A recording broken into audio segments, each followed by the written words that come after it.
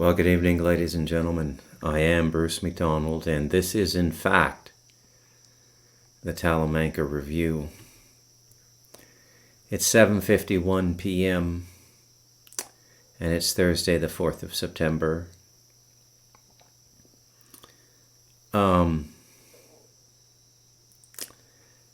What have I been doing lately? Well, I'm kind of asking, I don't know, spirit, if you will. So I call what I work with spirit. And that's not to say that it's an embodied spirit or an individuated spirit, a soul that is in or out of phase with life and organic form. A spirit is the life-giving force, and I find that to be the best relationship for a human being. And spirit manifests in your thoughts and feelings. It's part of the concept of awakened imagination, and beyond awakened imagination, pure vibrational energy experienced as light and object light. Like, I'm not making this up. You don't just think yourself into it. It actually comes in. And sound, audible sound that has various sounds based on the frequency that you're receiving spirit within. And so I communicate with spirit because that is the essence of the creator coming into the creation and leaving the creation. It's like a loop. And I've been asking spirit, maybe if there's a book for me to write, but it's like, hey buddy, take a break. So I'll probably end up looking for work. But yeah, I'm looking for something to do, I guess is what I'm saying. I mean, I like to keep busy. And so to keep busy these days, I've been reading a lot, rereading a lot of the poetry and the literature that I love. This is a side of me that I don't often share on the Talamanca Review. I mean, if you've read my books, you'll clearly see that, this guy has spent a bit of time looking into what a story is and how to tell a story. And it's an art form, which means that part of it can be taught logically and part of it is just part of the magic of life. Like, how does a flower grow? Who knows? Right? So here we are, and I guess one of the things that I want to talk about tonight is, this incredible dichotomy. And for those of you who don't know what that is, I'll look it up, and I'll use Gemini AI because I trust it more over the dictionaries. So, hello, Bruce. Yes, hello, Gemini. How are you today, Gemini? Are we on a first name basis now? What is the definition of dichotomy? And we'll get it here because it's a great word. I hope you enjoy the vocabulary stuff I do here. A dichotomy is a division or contrast between two things that are or are represented as being entirely different or opposite. It's the act of partitioning a whole into two mutually exclusive and jointly exhaustive subsets. This means that everything must belong to one part or the other, and nothing can belong to both parts at the same time. The term comes from the Greek word dichotomia, meaning dividing in two, which is composed of dicha, in two, asunder, and tome, a cutting incision. A common example is the philosophical dichotomy between good and evil. While often used to simplify complex ideas, dichotomies can sometimes oversimplify concepts or fail to account for gray areas. A false dichotomy is a logical fallacy where a situation is presented as having only two options when other alternatives are available. Great word, dichotomy. So it's one thing split into two, and it has to go into one side or the other. Now, the dichotomy that's been on my mind lately is the future. Because I sit here sometimes and I'm watching these short reels on YouTube or something, and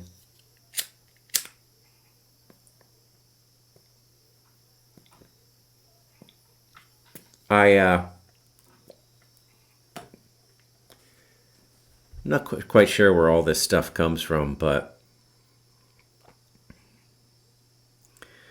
there's all this tantalizing stuff about a future right around the corner.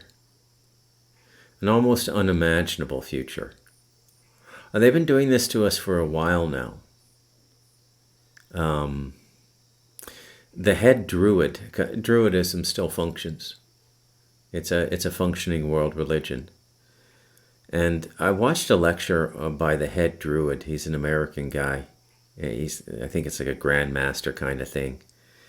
I don't think the Druids are so much a secret society as they are an ancient religious practice or spiritual practice. And one of his pet peeves is the way the human race is constantly being duped by what he calls futurism. So on the one hand, we have this almost unbelievable future where they're going to cure all diseases. We're all going to be flying around in personal anti-gravitational devices. I mean, in this future, you'd be able to leave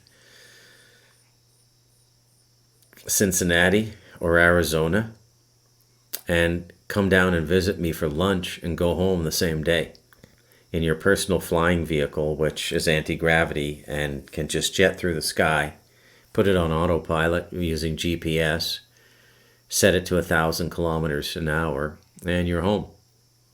You're home in like less than an hour or an hour.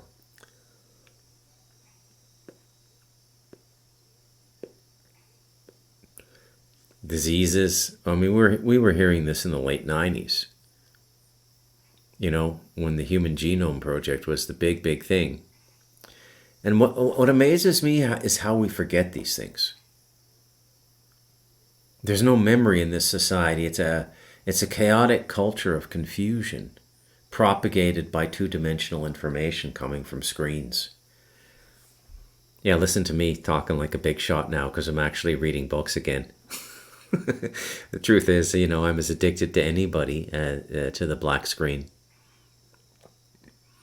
You know, my only excuse being that I do make a living at it. I write books on a computer and so on and so forth, but you know what I'm talking about, right? I don't have to overspell this or anything, overstate this in any way, do I? So this futurism is everywhere. Oh, it's so good. Everybody's going to learn how to heal themselves, and you know, and there's new world stuff, you know, Dolores Cannon, and a lot of people are talking about it now. The new world, a new world is being prepared for humanity. We're going to split.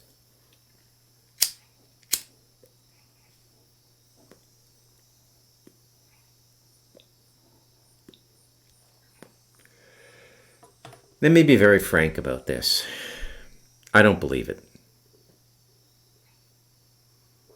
I don't believe it because it's miraculous thinking. Now, miracles happen. I've had hundreds happen in my life. Most of my miracles are what I would call circumstantial, like concatenated synchronicities on steroids to the point where you just think like reality is directly speaking to you. And I don't mean a spirit, like a bump, anything paranormal. Reality itself is directly speaking to you. It's a very powerful experience. It can knock you on your ass for a few days. So I believe in miracles, you know, but miracles, if they happen correctly in your life and if you're worthy of them, they're to help you unfold. They're not to change your fate, because the changing of fate is the escaping of consequence, and there is no escaping of consequence down here. None. The holiest of holies, the God himself, the creator of all of this reality, if he were to come, or she, if it, I don't like, you know, the pronoun thing really bothers me when I'm talking. I use he because it's classical language, but I'm conscious of how offensive that might be. So I always do this little dance when I say he for God, right? Just kind of let me off the hook, right? I'm trying to do a podcast here. If he were ever to come into the world, like take form in a human form, the normal way, become a woman becomes inseminated, the life takes root, and God himself were born into this world, he would not be able to break his own rules. Okay? And why is that? Because God is incapable of corruption. And so corruption, when you look at it socially and politically, is basically the breaking of rules for self-benefit or the abuse of institutions for self-benefit. It's rampant here where I live. There's an ex-minister of justice awaiting extradition to the U.S. now for drug-related crimes. And that was pretty... this was the guy that ran the national police and the penal system and everything. And was influential in appointing Supreme Court judges, like really high up in the Costa Rican system, which is basically an American city, because there's only 4.5 million people here, right? So there's a lot of corruption here. The cops are really corrupt. I mean, they did the basic stuff they do with diligence. If they get called into a domestic and a husband's beating up a wife, they'll haul his ass out of there, throw him in a jail cell for 4 or 8 hours, tune him up maybe, run him through a lengthy court process that's going to exhaust him, which it's meant to do, frustrate you, so you don't ever do that again. So a lot of the basic stuff they get right, and I'm in total agreement with that.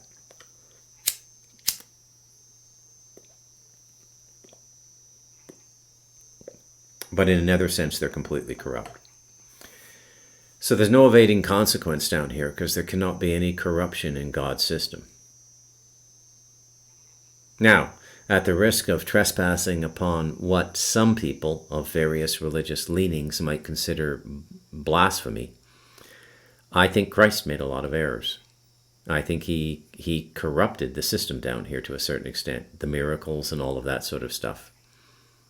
And if you listen to Christians very closely, they're enamored by the power of Christ. Very few actually tune into the love of Christ. It's the power of Christ. And it goes on to this day. And the main selling point now in Christianity is the protection of Christ from demons, from negative energies. Christ is the king of the demons. Okay? He applied sovereign dominion over hell in the 3 days between his death and resurrection, making him the king of the demons. Not many people understand that. Very, very subtle, but if you think about it for a second, it will make complete sense. So to take dominion over a region is to make yourself king. If I were to declare myself the sovereign potentate of the province of Limon in Costa Rica, I would be king of my province Limon, sovereign, the sovereign of Limon, the only sovereign of Limon, meaning capable of acting autonomously, not under regulation, and administering all regulation to others. I would be the de jure and de facto king of Limon. So Christ is the king of the demons because he applied sovereignty to hell, which is why he's extremely useful when you're having problems with hell, and why Christianity is such a popular religion for people who find themselves in a personal or a literal hell, who find themselves obsessed, bothered, or outright possessed, because he's the king of the demons. Okay? But the demons were created by God. Everything is an incarnation. Everything is a soul. Everything is part of the original creation. So it either represents corruption in the Christ or corruption in the system that had to be cosmically corrected. Meaning, God's fallible. Right? Now, what is God? Well, God is us. God is you. God is me. Do ye not know ye are gods? So we're carrying the God spark in us. We're certainly corruptible while we're incarnate. The flesh corrupts us. The sensual body, the astral body corrupts us. The mind corrupts us. Just about every faculty we've been given as a sheath or a layer over the pure being, the great being, the supreme being, soul, being, to be or not to be, right? It's all us. Completely and totally all us.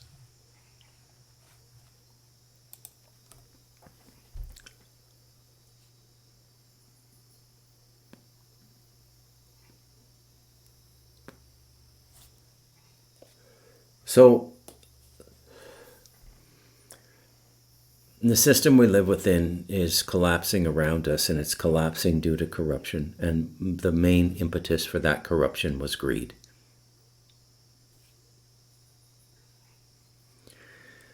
The fate of America and what is happening to America and its associated entities or nation states, of which Canada is one, Australia, Britain, New Zealand, most of Europe, despite the fact they like to whine and pretend they're anti-American. They couldn't exist without America, without America's protection. They won't win a war against Vladimir Putin without America, and even then maybe not. And so the question becomes, what went wrong with our system? And the simple answer is, we became corrupt. And again, I would have to quote the Bible to explain this. Money is the root of all evil. Now, the Bible doesn't say money itself is evil. It says money is the root of evil. So evil grows from money. Right? And when you say root, you think about something under the ground, something unconscious.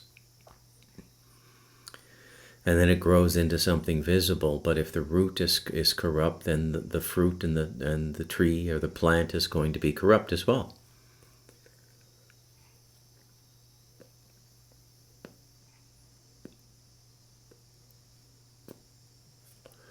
A lot of the reading I've been doing lately is rereading the work of Cormac McCarthy, the books that I read 30 years ago. And it's time to reread them. So I've read All the Pretty Horses, and I've read The Crossing, and the last one in the Border trilogy is Cities of the Plain, a biblical reference. Very cynical about human nature, McCarthy. I mean, cynical because he knows what we could be if we had grace. And so he documents a world without grace. It's not for the faint of heart. It's not for people who want to feel good. But why would you want to feel good if it's false, if it's disconnected from reality? I've never understood that. And everybody's like that pretty much. Everybody. They just want to be disconnected from reality. They want to be false. They want to be living in their own little consciousness bubble, their own fantasy. This is epidemic in the West now. It's a culture of fantasies. You know? Has anybody noticed how violent and demonic our cinema has become? Our television? Anybody else noticing that? It started around 2000 with The Sopranos, but The Sopranos was artfully done. And look, I'm not saying this is necessarily a bad thing.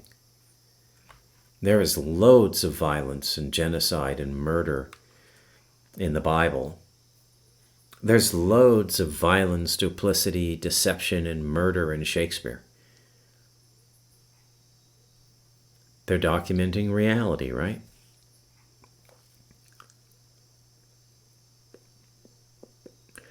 Now, when we started on this path, when television separated itself from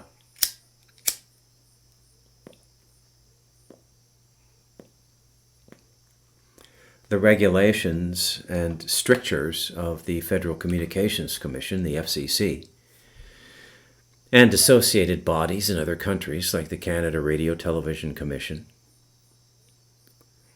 It allowed television to start creating product that was on par with cinemas, and this began the home entertainment. You know, anybody who's into television or cinema now, if you're like me, and I am, and I guess you could say my excuse is I'm studying story, character, and all of those things, and it's true. I am. I'm not making that up. It is true.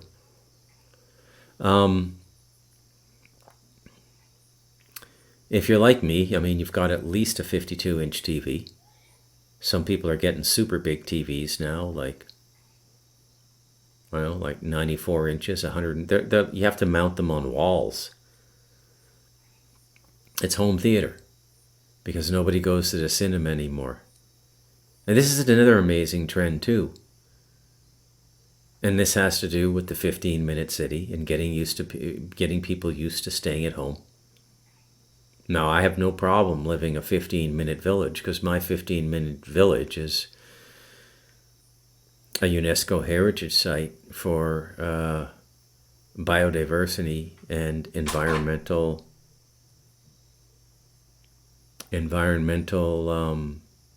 uniqueness. My dog at the door. This guy. One sec. Let the dog in. This is officially my podcasting setup now.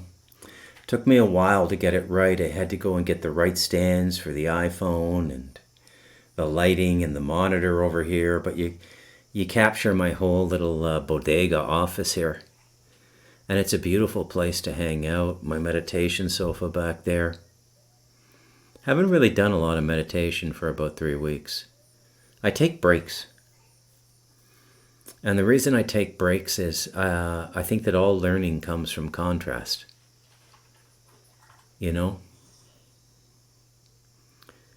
But I can't really stop meditating. I've been doing it so long that I can go into those meditative states without sitting down formally, cross-legged or anything. They happen a dozen times a day and I'll just go into them for 10 minutes. This is what happens when you keep doing it for decades.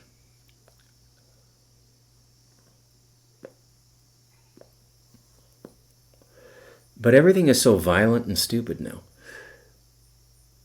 You know, this American fantasy that some super badass is going to save us. You know? And where's this coming from? Well, I made the absolute mistake of watching Nobody 2 with the guy from Better Call Saul, that actor-comedian. And that's another thing too. Have you noticed how comedians have become some of the most important people in our society now? I mean, what kind of a society are you living in when the court jester is advising the king? And the king's advisor is a court jester. It's the ironic mirror. And dichotomy is a form of ironic mirror as well.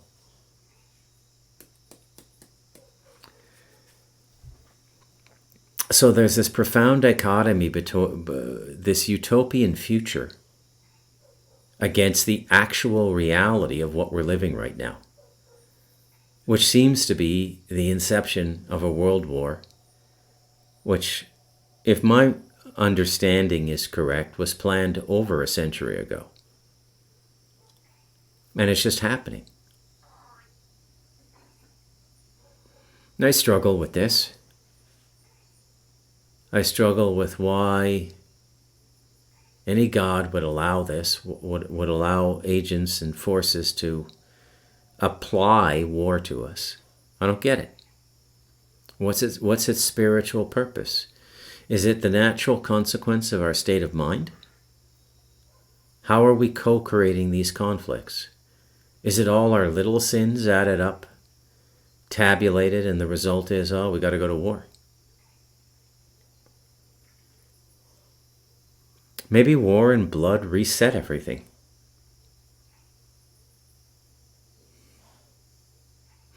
Maybe like the podcasts I did on resistance, like the resistance I had getting the various artifacts from my residency, which I interpreted correctly as just a little bit of spiritual static to test me. And just like the podcast I did on my first and only psychopath experience. That was a test. That was like the dragon I had to slay to get to the top of the mountain. It was like classic tale, right out of Joseph Campbell's heroic journey. These things, these myths and all these things that are in our collective memory and our literature, they're real things. And our job as human beings is to take the core story and change it from something allegorical to something literal. Why is there always a test? It's like a video game. You got to, to cycle out and win on a certain level, easy, medium, or hard. The final test is you got to beat the big boss.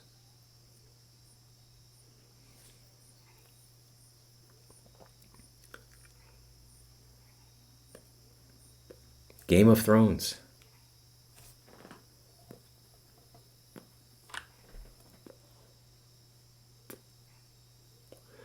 And then I have to think about it, and this is why I don't think there's this big split coming. I think that the positive and negative poles are going to bang it out.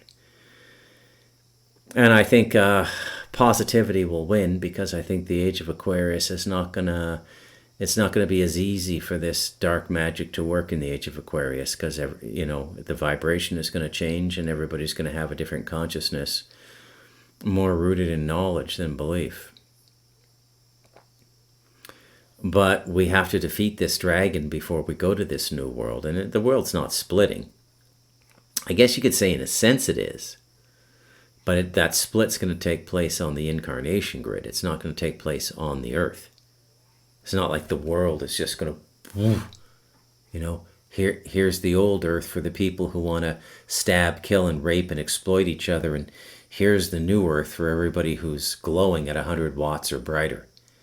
And that those two earths are going to coexist. That's a bunch of horseshit, right? And I think the reason it hasn't been explained well is that a lot of the information is channeled. And remember, the channeler doesn't necessarily understand what they're channeling. Just like the radio doesn't understand what it's broadcasting. You can't sit down and listen to an NPR documentary on violence in Chicago for an hour, and then when it's done, say to the radio, "Can you explain that to me?" The radio doesn't have a clue. And it's the same thing with the channelers. Okay? Because it would be against spiritual law for the entity channeling through the being to augment their consciousness.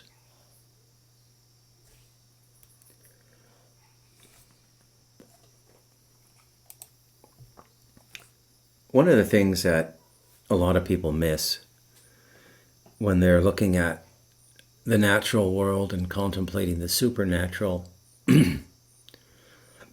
is that there's a kind of an off-ramp on this highway between the natural and the supernatural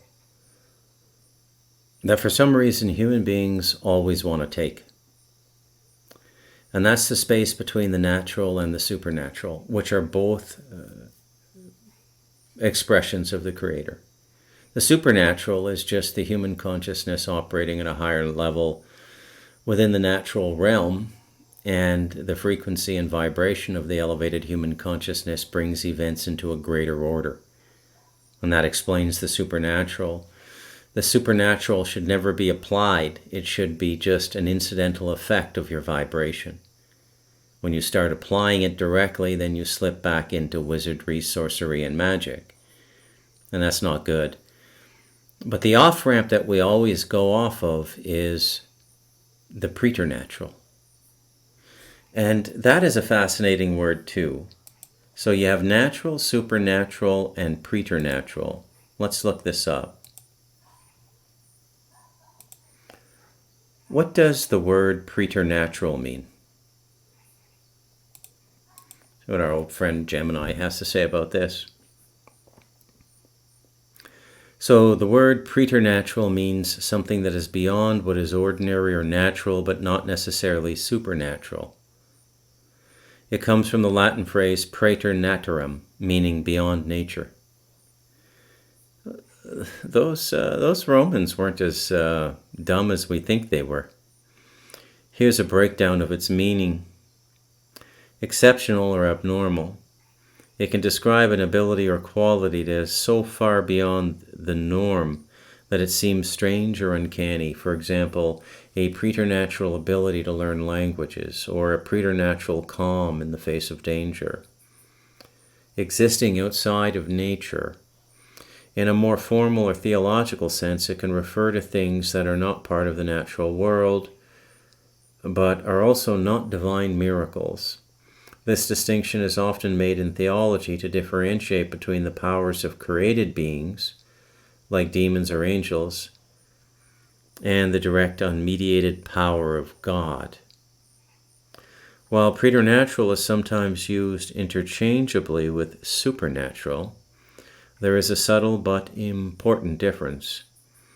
Supernatural implies something that defies or transcends the laws of nature, often involving divine or magical intervention. I don't know about magical, but we'll leave that alone for now. Preternatural, on the other hand, suggests something that is simply beyond what is expected or normal, but might still have an underlying, even if unknown, natural cause. That's a bad definition from Gemini. Preternatural definition, Oxford Dictionary.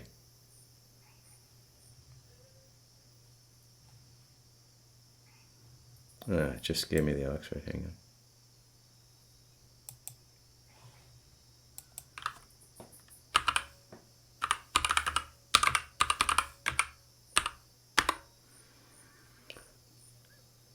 Outside the ordinary course of nature, differing. Okay. Well, let me add to the definition of the word. So if you look at it through the lens of consciousness alone, the preternatural would be egoistic creation in the realm of fantasy that pollutes the co-creative responsibility of human beings. And when large numbers of people begin to think preternaturally, then we become very vulnerable to entrapment by a preternatural reality. Sounds a bit wordy, but stay with me. Are we not now on the verge of entering into a completely preternatural world? Preternatural world?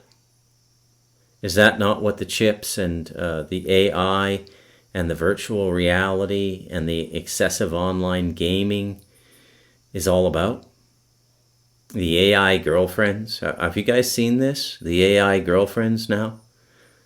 You know, they're going to have to change that word incel, involuntary celibate, to volcel, voluntary celibate, habitually masturbating. No communion, no lovemaking. It's almost like living in those little pods in the Matrix. We seem to be getting closer and closer to that when you think about it. Elon Musk, Peter Thiel, J.D. Vance, all of these people. And again, this goes to this dichotomy we're living in. Is it really a magical future we're going into? Is it really a higher vibrational living for human beings, this future we're going into? Or is it a diabolical spider web?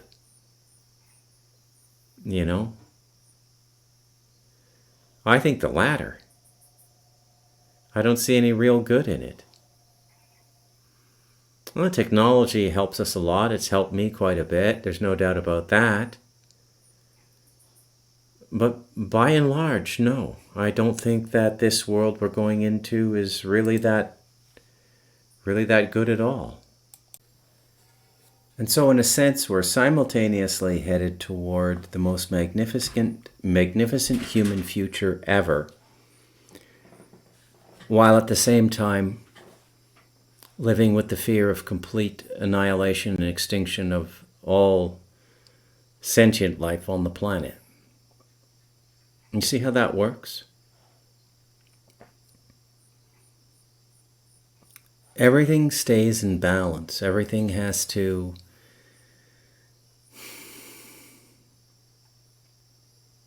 maintain this harmony. This is the basis of our dualistic system. And so every time we grow, we face a monster. We face a demon. We face a dragon. And it goes on and on and on and on. Never really ends.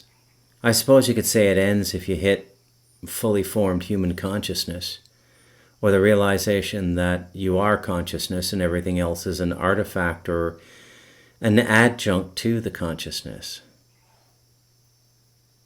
But that's what we're going through now. This is the dichotomy we're living in. This is the futurism. Annihilation or enlightenment. And I think it's going to be enlightenment with a little bit of the annihilation. Because it has to be, because there's certain people who are not going to make it. And if you're not going to make it, well, then you have to be annihilated. I know. Why is it such a hard-ass reality? It always has been. We just created a world of such leisure and comfort that we allowed ourselves to forget that for a short period of time. 3 generations. It's also testament to the degree to which a people, a society, a world can lose its balance in a very quick period of time.